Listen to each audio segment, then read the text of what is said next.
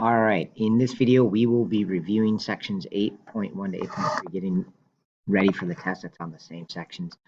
We're going to start with direct versus inverse variation, and then the other main thing on this test is just graphing with the asymptotes. So not a ton of concepts on here, but there's a lot packed in some of them. So we'll start with direct versus inverse variation.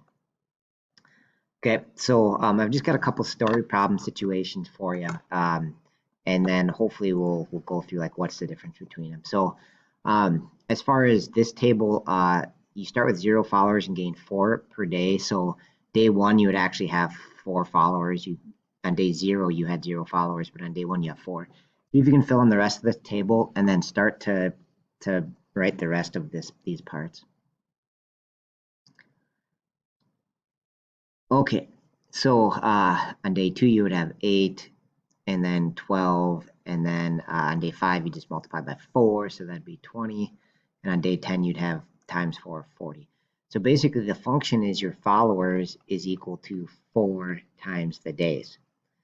Okay, and so this is actually an example of a direct variation because it's a constant times the variable, right? I guess you could write it as y equals 4x. That'd be kind of a more traditional way to write it, but at any rate, you have a constant times x, that's direct.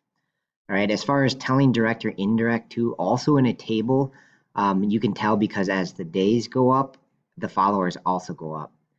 Or you could say it the other way around, as the days go down, the number of followers goes down. But the point is they're linked. It's either up, up, or down, down, right? They're going up and down together versus an inverse variation, you'll have one up and the other one going down. So that's a kind of way to tell them apart. Okay, one more like that, very similar type question. Complete the table first and then try the rest of these parts. All right, so if you just have one person, then they're going to eat all 60 slices. All right, if you have 2 people, they're going to get 30 each. If there's 5 people, divide the slices equally, and they'll get 12 each. If there's 10 people, divide it equally, you get 6. And 20 people, divide it equally, you'll get 3 pieces of pizza. Okay, so you can actually even tell right from that. So to get the number of slices per person, we're just taking the total slices of pizza, 60, and then dividing it by the number of people, n. All right, and so this one is meant to be an example of an inverse variation where it's a constant divided by x. Okay, and then again in the table we can sort of tell that because as the number of people goes up, the slices per person goes down, right? The more people you have, if the constant is the number of pieces, if that's fixed, the more people you get, the less slices per person. So that's an example of inverse. All right, so here's a couple tables. Tell if they're direct or inverse, and if you want to practice writing the equation, that's probably a good thing to do too. Remember, direct is just y equals some constant times x, and inverse is y equals some constant divided by x. So you sort of got to find the constant number for direct or inverse. Okay, so this one we have x going up, well y is going down. So our guess is it's going to be an inverse one, but we should make sure that it stays constant.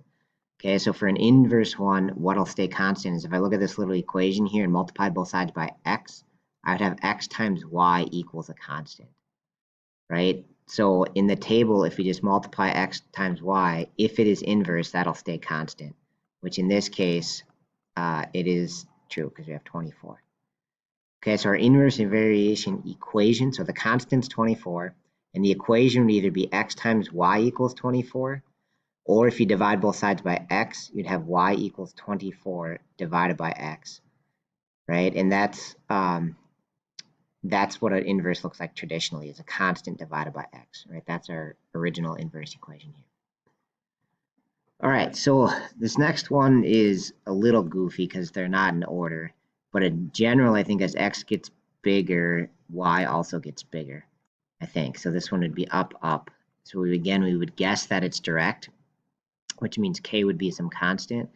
But if we look at this equation in more detail, if we divide both sides by x, we'd have y over x equals a constant.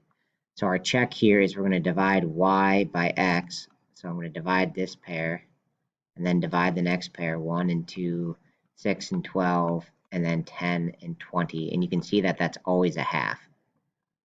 All right, so basically when we divide y by x, we always get half. So that's our equation. Or if you multiply both sides by x, you get y equals 1/2 times x, right? And either one of those would be the right equation. So this one is direct, I guess, if I wasn't clear on that. That's a direct variation. This one's an inverse. Okay, and then those are your equations, right? Constant times x for direct, so 1/2 times x. And you can actually see that if you took all these times half, you would get y. So that seems to be the correct relationship between x and y. Okay, so another inverse variation, and don't forget, here's your inverse variation equation. The vocab here is probably the hardest part, so give this a shot and see if you can find what they're asking for and then go from there. All right, so we know the inverse variation equation, and then we know y7 when x7 when y is 4. So if we plug those in and solve this, we would multiply both sides by 7, which would tell us that k must be 28. All right, so they gave us a specific xy pair, so our equation, once k is 28, is just 28 over x. That's the relationship between y and x. It's an inverse relationship with a constant of 28. So when it says find the constant of variation, that's the 28. And then the equation is that whole thing. So y equals 28 over x. That's the equation or function between y and x. So constant's 28, and there's our inverse variation equation.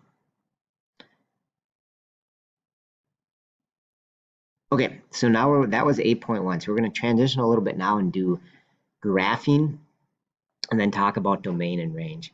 All right, so in 8.3, we did all those steps where we found like the vertical asymptote and the horizontal asymptote and all that. And you certainly can do that. In fact, maybe I'll do it both ways here, but kind of the easiest way on this particular type is if the numerator is just a single number like this, you can just take the base shape, the parent shape, and shift it.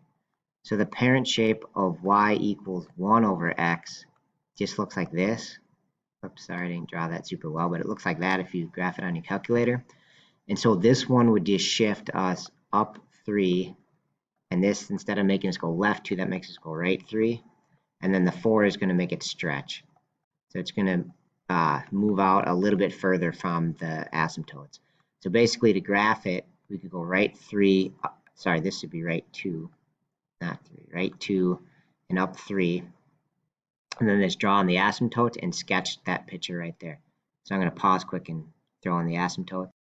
This vertical asymptote is at x equals 2. You can see it crosses the x-axis right at 2. And the horizontal one is y equals 3. Okay, so there's our asymptotes, and then just draw this picture. But we're going to draw it stretched a little bit because of the 4. So just draw it in the best you can. Okay, and certainly you can verify this on the graph ones with your calculator, right? Just if you type it in, make sure you put parentheses there. All right, so domain, since we have an asymptote at 2, our graph is the domain is for x is anything except that 2. So we say all real numbers except 2. And that comes from the graph goes forever this way. So you can get all the negative x's you want down here. And it goes forever this way. So you can get all the positive numbers down here, 3, 4, 5 that we want. Okay, and even 1 and a half and stuff are right there. We just don't ever hit 2. So x can be, domain member is x, can be anything except 2. Similarly for range, we go forever up and up here, and we go forever down and down here. The only number we can't be is 3. So here we say all real numbers except 3. Okay, so I graphed this one by doing transformations. Please know that the other chart would have worked too, or the other way. Right, so the other way we graphed, this is kind of how we graphed in 8.2. What I did right there is transformations. But in 8.3, we graphed by finding the discontinuities. So on this one, we would have a break at 2. And because there's no match up top, there would be a vertical asymptote at 2, which is what you see right there. And then the horizontal asymptote, we'd use the MN chart with M of 0 and N of 1. And so since M is less than N, the horizontal asymptote is the x-axis, which would be the case, except this plus 3 just moves that up 3. So it ended up, instead of being the x-axis, it was at 3, moved it up by 3. Okay, and so I know that that's a little confusing. That's kind of two different ways to graph it. The easier way is just going to be to do the transformations from 8.2, but I just wanted to point out you could use your 8.3 knowledge here and it would work the same. Other than you have to know that that one asymptote got shifted up 3.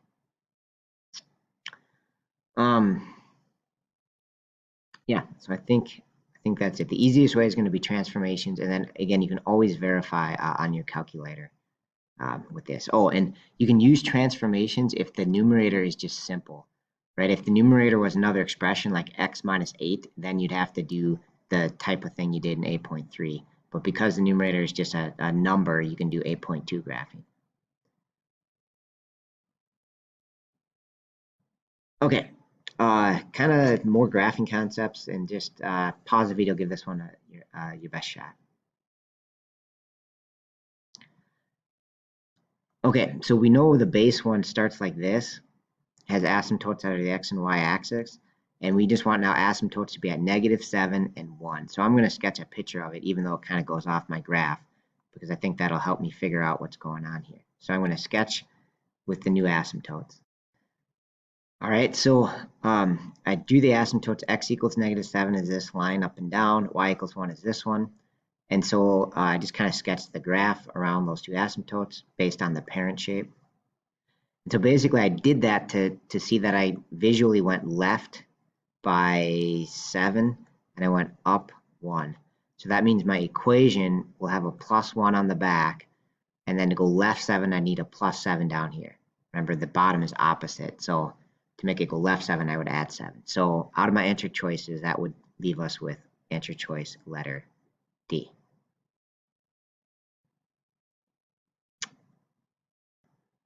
Okay, so my first thought on this when it says graph is, one, I can use my calculator to help, right? I could just type this in right now, to be honest, just make sure I put parentheses, I get an idea of what it looks like.